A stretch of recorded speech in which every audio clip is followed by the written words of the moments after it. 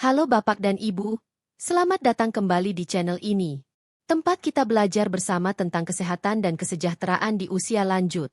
Semoga Bapak Ibu semua selalu sehat, bahagia, dan bisa tidur nyenyak malam ini. Seperti biasa, sebelum kita mulai, yuk kita absen dulu di kolom komentar. Tulis nama dan kota asal Bapak Ibu yang sedang menonton. Saya selalu senang membaca komentar dari berbagai daerah. Dari Medan sampai Makassar, dari Surabaya sampai Pontianak. Sekarang saya mau tanya jujur. Apakah Bapak Ibu sering bangun di tengah malam dan susah tidur lagi?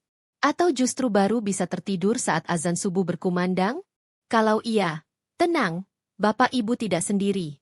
Tahukah Anda, lebih dari 50% lansia mengalami gangguan tidur di malam hari.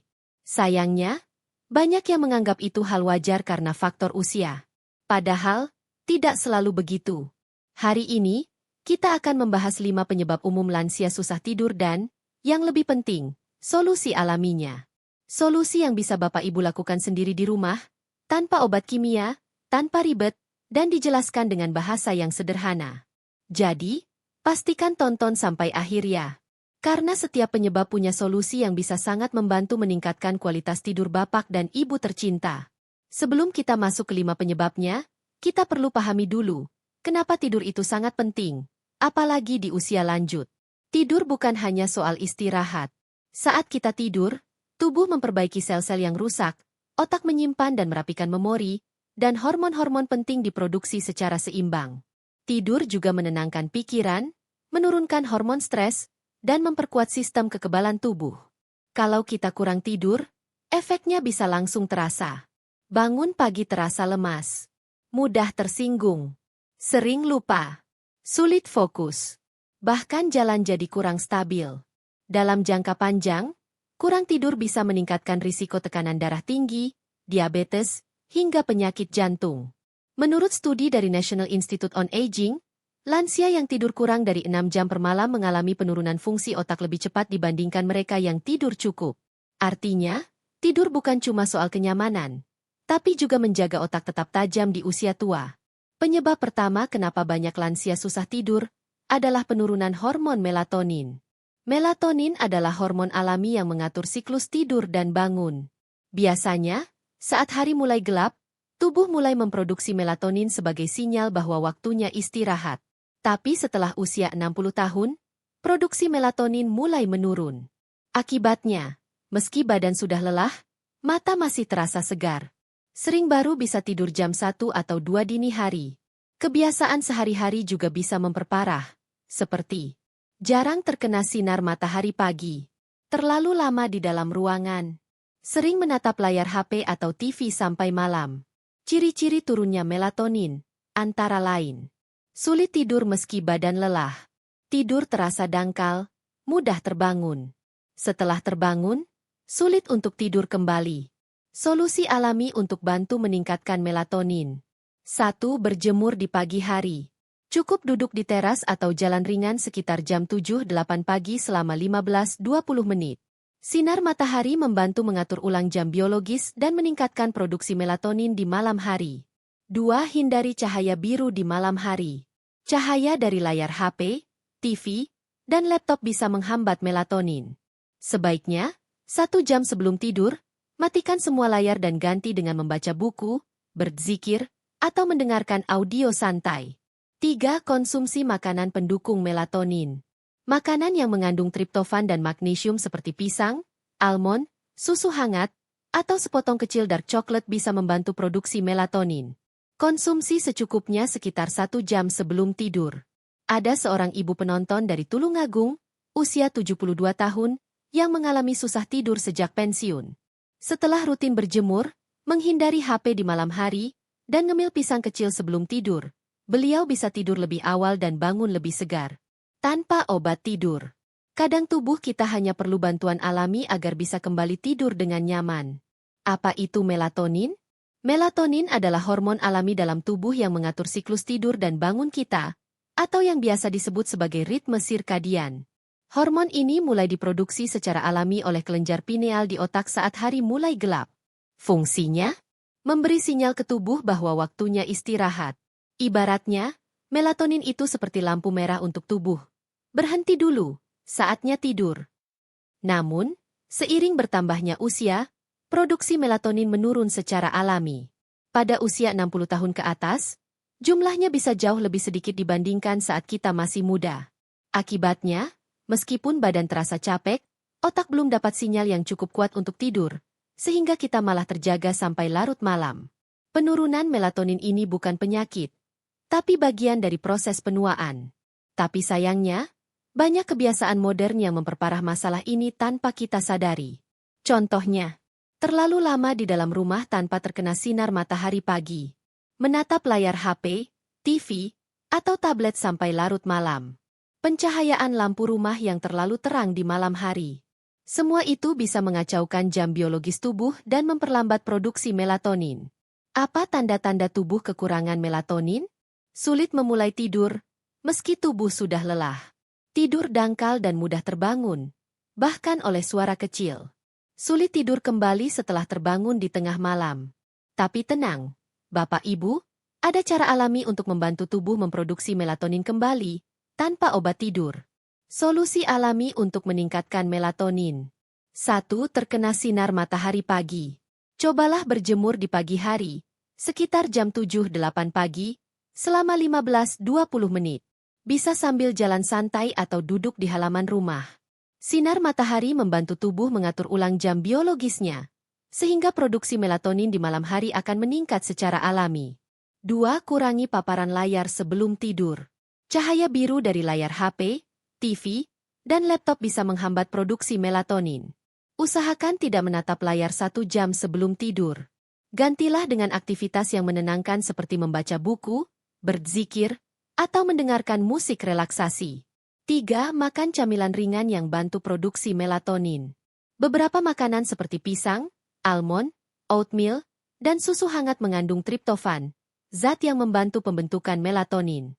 Konsumsi secukupnya sekitar 1 jam sebelum tidur. Kisah nyata, Ibu M dari Tulungagung. Salah satu penonton kami, Ibu M dari Tulungagung, usia 72 tahun, dulu sering tidur jam 2 pagi dan bangun jam 5, merasa capek sepanjang hari. Setelah ia rutin berjemur, berhenti pakai HP di malam hari, dan ngemil pisang sebelum tidur, kini ia bisa tidur jam 10 malam dan bangun jam 5 pagi dengan segar, tanpa obat tidur. Jadi, Bapak dan Ibu, jika akhir-akhir ini susah tidur atau sering terbangun di malam hari, kemungkinan besar tubuh Bapak Ibu kekurangan melatonin. Tapi jangan khawatir. Dengan sedikit perubahan rutinitas harian, berjemur, menjauh dari layar, dan makan camilan sehat, tubuh kita bisa kembali memproduksi melatonin secara alami. Dan siapa tahu, malam ini bisa jadi awal dari tidur yang lebih nyenyak, lebih pulas, dan lebih menyegarkan. Gangguan pada jam biologis lansia. Bapak dan Ibu, pernahkah merasa ngantuk di siang hari, tapi justru melek terus di malam hari? Atau tidur sebentar di sore hari, lalu sulit tidur malamnya? Ini bukan semata-mata kebiasaan, tapi bisa jadi karena gangguan pada jam biologis tubuh, atau yang disebut ritme sirkadian. Jam biologis adalah sistem alami dalam tubuh yang mengatur kapan kita merasa ngantuk, kapan merasa segar, bahkan kapan hormon tertentu diproduksi. Ibaratnya, tubuh kita punya jam alarm sendiri yang berjalan 24 jam. Nah, saat muda, jam biologis ini bekerja dengan sangat teratur. Tapi saat kita memasuki usia lanjut, jam ini mulai bergeser dan jadi tidak seimbang. Akibatnya apa? Rasa ngantuk datang terlalu cepat di sore hari. Tidur malam jadi lebih awal, tapi terbangun jam 2 atau 3 pagi dan sulit tidur lagi. Waktu tidur jadi terpecah-pecah, tidak pulas, dan terasa pendek. Fenomena ini dikenal sebagai fase tidur maju, advanced sleep phase, yang umum terjadi pada lansia. Penyebabnya? Penuaan alami membuat jam biologis tidak sepeka dulu terhadap cahaya. Kurangnya paparan sinar matahari pagi, yang penting untuk menyetel ulang jam tubuh. Tidur siang terlalu lama, yang membuat tubuh merasa sudah cukup istirahat meski baru tidur sebentar. Kurang aktivitas fisik dan sosial, sehingga tubuh tidak tahu kapan waktunya istirahat. Solusi menjaga jam biologis tetap seimbang. 1. Tetap bangun dan tidur di jam yang sama setiap hari. Buat jadwal tidur yang konsisten, misalnya tidur jam 9 malam dan bangun jam 5 pagi. Jangan terlalu sering berubah-ubah meskipun hari libur. 2. Batasi tidur siang. Tidur siang boleh, tapi cukup 15-30 menit saja, dan jangan lewat dari jam 3 sore. Tidur siang terlalu lama atau terlalu sore bisa mengganggu tidur malam. 3. Perbanyak aktivitas di pagi hari. Lakukan aktivitas ringan seperti jalan kaki, menyapu halaman, atau berkebun. Cahaya pagi dan gerakan tubuh akan memberi sinyal kuat ke otak bahwa hari sudah dimulai. 4. Kurangi aktivitas fisik berat menjelang malam. Jangan olahraga malam hari, karena bisa membuat tubuh justru lebih aktif dan susah tidur. Kisah nyata, Pak Suwarno dari Magelang. Pak Suwarno, usia 75 tahun, sering tertidur di kursi jam 6 sore, lalu terbangun jam 1 malam dan tidak bisa tidur lagi. Setelah diberi saran untuk tidak tidur sore, dan rutin jalan pagi di depan rumah, kini ia bisa tidur lebih nyenyak dari jam 9 malam sampai jam 5 pagi. Bahkan tekanan darahnya ikut membaik. Gangguan tidur pada lansia bukan hanya karena kurang melatonin, tapi juga karena jam biologis tubuh yang kacau. Tapi kabar baiknya, jam biologis bisa diatur ulang. Seperti menyetel jam tangan, dengan kebiasaan yang teratur, cahaya pagi, dan rutinitas sehat. Dengan menjaga ritme harian yang stabil, tubuh akan tahu kapan waktunya tidur dan kapan waktunya bangun. Dan saat itu terjadi, tidur malam jadi lebih lelap, pagi jadi lebih segar, dan tubuh pun terasa lebih sehat. Pengaruh penyakit kronis terhadap tidur lansia. Tidur adalah waktu tubuh kita memulihkan diri. Tapi bagaimana kalau justru saat tidur, tubuh terasa nyeri, gelisah, atau malah sering terbangun? Ini sering dialami lansia yang menderita penyakit kronis.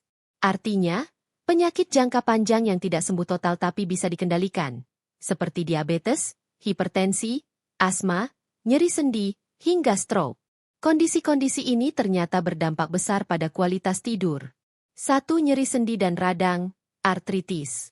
Lansia dengan radang sendi sering kesulitan mencari posisi tidur yang nyaman. Nyeri muncul saat berganti posisi, dan membuat mereka sering terbangun. Akibatnya, tidur jadi terputus-putus. Solusi: gunakan bantal tambahan untuk menyangga lutut atau pinggul, dan konsultasikan ke dokter untuk pengelolaan nyeri sebelum tidur. 2. Diabetes.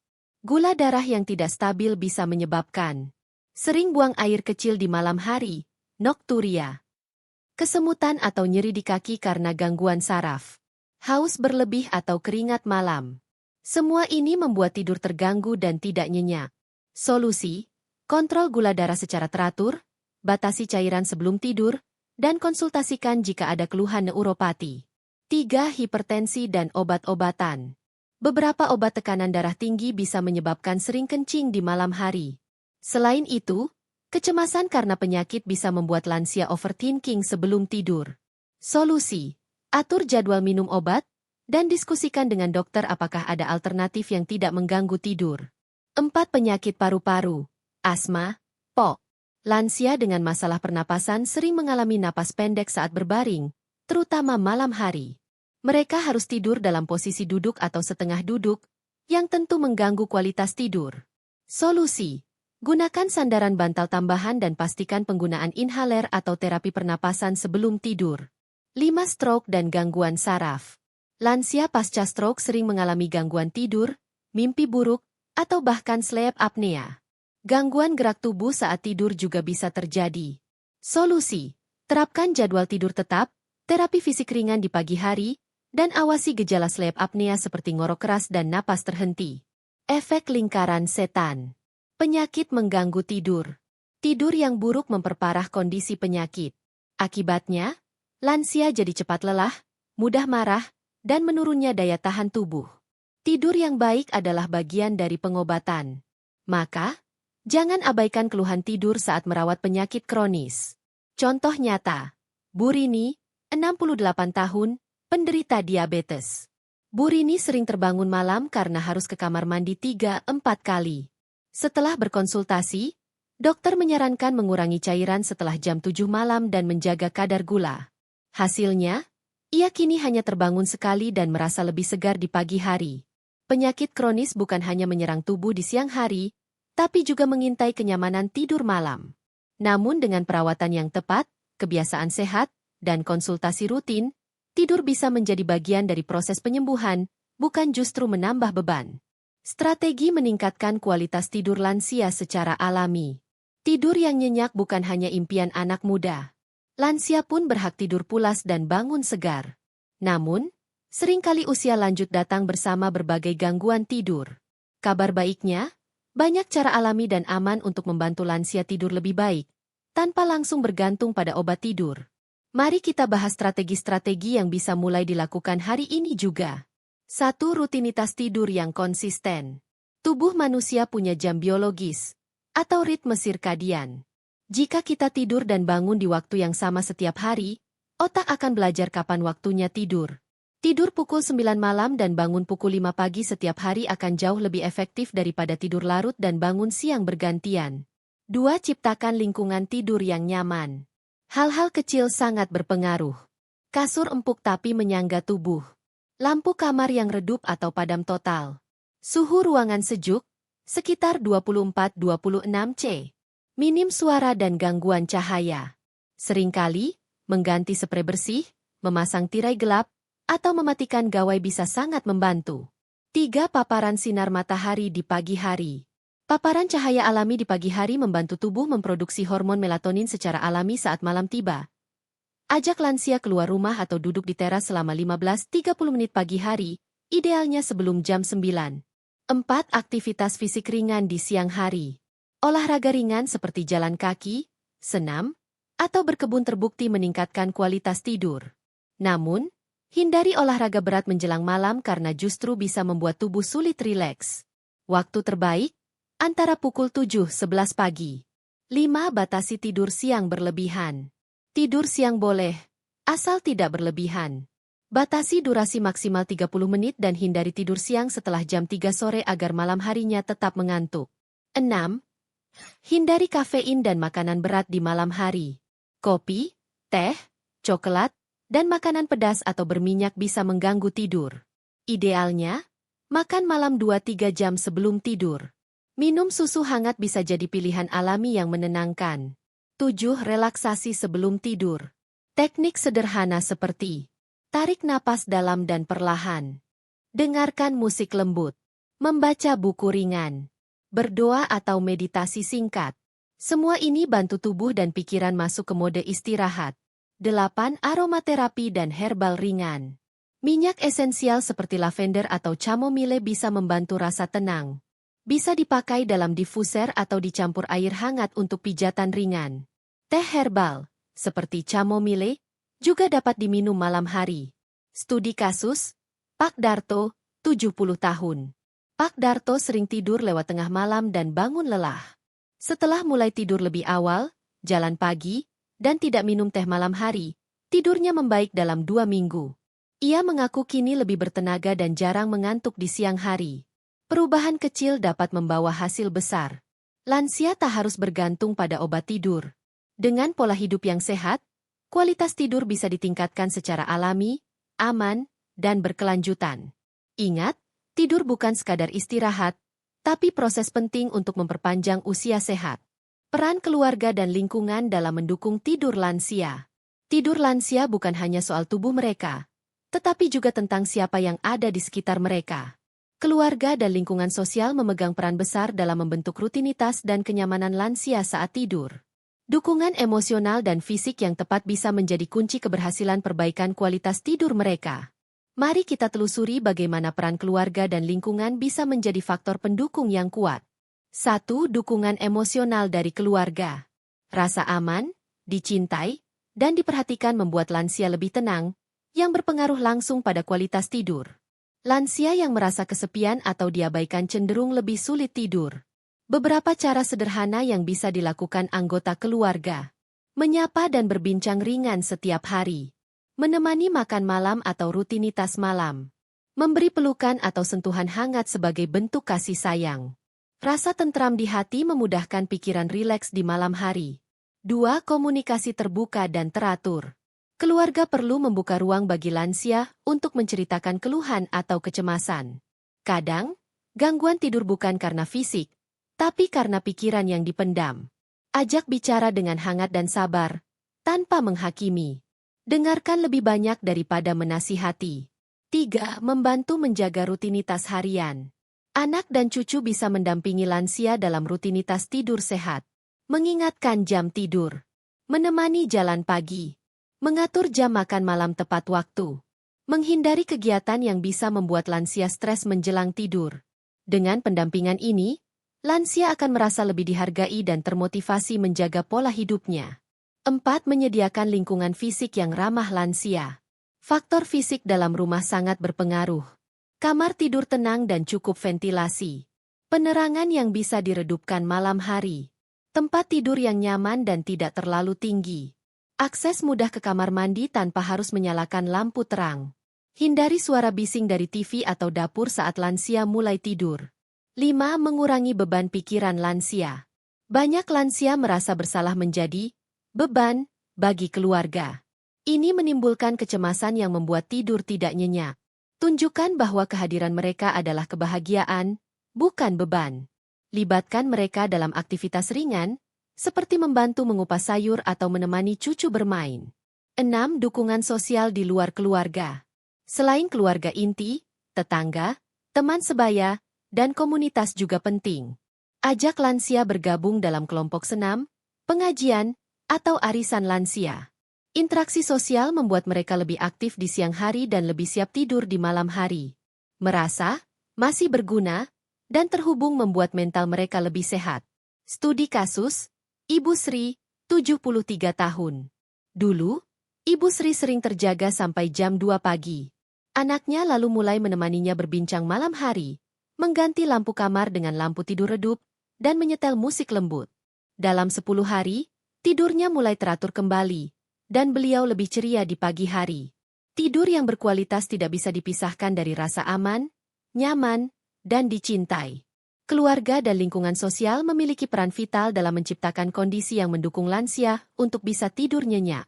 Dengan perhatian dan kepedulian yang tulus, kita semua bisa menjadi bagian dari tidur sehat mereka, dan itu adalah bentuk cinta paling nyata. Mengenali gangguan tidur serius dan kapan harus mencari bantuan medis. Tak semua gangguan tidur bisa diatasi dengan aromaterapi, susu hangat, atau senam pagi. Kadang, ada masalah yang lebih dalam, yang butuh penanganan medis. Sayangnya, banyak lansia dan keluarganya tidak menyadari kapan gangguan tidur sudah masuk kategori serius. Bab ini akan membantu kita membedakan gangguan tidur ringan dan serius, serta tanda-tanda kapan harus ke dokter. 1. Kapan tidur disebut bermasalah? Beberapa keluhan tidur memang wajar seiring bertambahnya usia. Namun, bila terjadi berulang dan mengganggu aktivitas harian, perlu diwaspadai. Tidur dianggap terganggu jika butuh waktu lebih dari 30 menit untuk tertidur, hampir setiap malam. Sering terbangun di malam hari, lalu sulit tidur kembali. Tidur terasa tidak nyenyak, dan tetap merasa lelah saat bangun. Sering tertidur di siang hari, padahal tidak sedang beraktivitas berat. Mimpi buruk, berjalan sambil tidur, atau mengigau secara berlebihan. 2 jenis gangguan tidur yang sering dialami lansia. Beberapa gangguan tidur berikut umum terjadi pada usia lanjut. A. Insomnia. Sulit tidur atau tidak bisa tidur nyenyak. Bisa disebabkan oleh stres, obat, atau penyakit. B. Sleep apnea. Henti napas saat tidur. Biasanya ditandai dengan dengkuran keras dan napas terhenti sebentar, lalu tersedak atau terbangun tiba-tiba. Bahaya karena bisa menyebabkan tekanan darah tinggi, serangan jantung, atau stroke. C. Restless Leg Syndrome, RLS. Sensasi tidak nyaman di kaki saat malam, seperti kebas, geli, atau gatal dari dalam, membuat ingin terus menggerakkan kaki. D. REM Sleep Behavior Disorder. Lansia berteriak, menendang, atau memukul saat bermimpi, seolah mimpi itu nyata. Bisa berisiko melukai diri sendiri atau pasangan tidur. 3. Penyebab gangguan tidur serius. Gangguan tidur serius bisa disebabkan oleh penyakit kronis, diabetes, radang sendi, nyeri punggung, gangguan saraf, Parkinson, Alzheimer, obat-obatan, antihipertensi, antidepresan, atau steroid, depresi dan kecemasan. Konsumsi alkohol atau kafein berlebih. Mengenali penyebab penting untuk penanganan yang tepat. 4. Kapan harus mencari bantuan medis? Jangan ragu ke dokter bila gangguan tidur terjadi lebih dari 2 minggu berturut-turut. Lansia terlihat lelah sepanjang hari dan tak bisa fokus. Ada gejala sleep apnea atau gerakan tak terkendali saat tidur. Sudah mencoba cara alami tapi tidak ada perbaikan. Tidur terganggu karena nyeri kronis, batuk malam, atau sering buang air kecil. Dokter dapat melakukan pemeriksaan lanjutan seperti sleep study, polisomnografi, atau mengganti obat-obatan tertentu. 5 peran keluarga saat konsultasi ke dokter. Kadang lansia sulit menjelaskan keluhannya. Disinilah peran keluarga penting. Catat pola tidur harian selama 1-2 minggu. Dokumentasikan gejala seperti dengkuran, gelisah, atau napas terhenti. Dampingi lansia saat konsultasi dan sampaikan kekhawatiran dengan jelas. Gangguan tidur bukan sekadar masalah sepele. Bila dibiarkan, bisa menurunkan kualitas hidup dan menimbulkan komplikasi serius. Kuncinya adalah mengenali tanda-tanda sejak dini dan tidak ragu mencari bantuan profesional. Ingat, tidur yang baik adalah hak semua orang, termasuk lansia. Jika tubuh memberi sinyal, jangan diabaikan. Tidur yang berkualitas bukanlah kemewahan, tapi kebutuhan, terutama bagi lansia. Dengan memahami perubahan tidur seiring usia, membentuk rutinitas yang sehat, serta menciptakan lingkungan dan dukungan emosional yang baik, kita bisa membantu orang tua tidur lebih nyenyak dan sehat.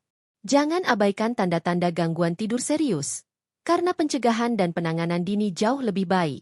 Jika video ini bermanfaat, jangan lupa klik like, subscribe, dan bagikan ke keluarga atau teman yang punya orang tua di rumah. Yuk, bantu lebih banyak lansia tidur lebih baik dan hidup lebih sehat. Sampai jumpa di video berikutnya. Karena tidur sehat, hidup pun lebih kuat.